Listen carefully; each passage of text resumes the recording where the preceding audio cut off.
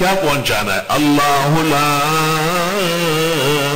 الہ الا ہو، کہ نہیں ہے معبود مگر وہ ایک ہی ہے۔ اللہ لا الہ الا ہو، نہیں ہے مالک مختار مگر وہ ایک اللہ۔ اللہ لا الہ الا ہو، نہیں ہے کارساز و حاجت روا مگر صرف اللہ۔ وعلی اللہ فلیتوکل المؤمنون، اور اللہ پر بھروسہ کرنا چاہیے مسلمانوں کو۔ یعنی اللہ لا الہ الا ہو، جب اللہ نے آپ کو توحید کا عقیدہ دیا ہے تو وعلی اللہ فلیتوکل المؤمنون، تو مومن موحد کی حیثیت سے بھروسہ اللہ پہ کرو۔ یہ حاصل آیت، کیونکہ دنیا میں کیا ہے اور دنیا میں کتنے لوگ ہیں جن سے آپ نے دل باندھا ہے۔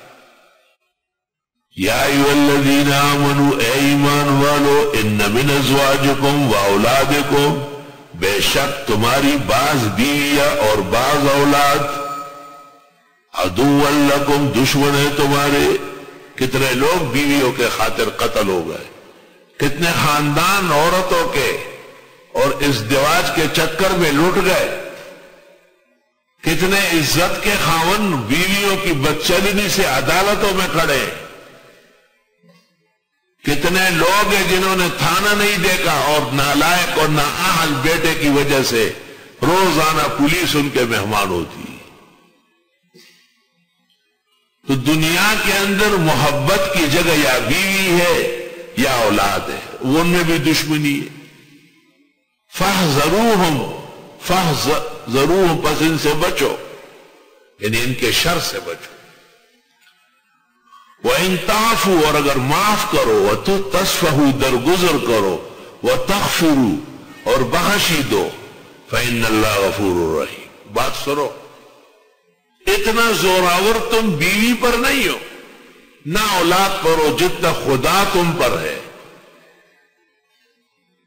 فَإِنَّ اللَّهَ غَفُورٌ رَحِيمٌ، اتنا بڑا خدا جو تمہاری تمام خطا اور غلطیوں سے واقف ہے، پھر بھی تمہیں بخش رہا ہے۔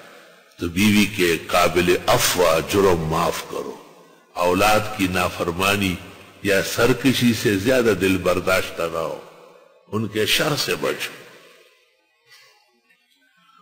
بہت زبردست قسم کا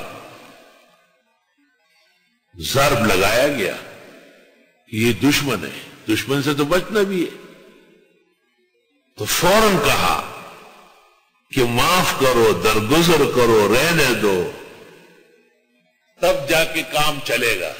اگر تم ہر چیز کا حساب کرو گے، پیغمبر حدیث میں فرماتے ہیں یہ تو بائیں پسلی سے پیدا ہے، کبھی بھی سیدھی نہیں ہوگی، سیدھی کرو گے تو یا مرے گی یا طلاق پائے گی۔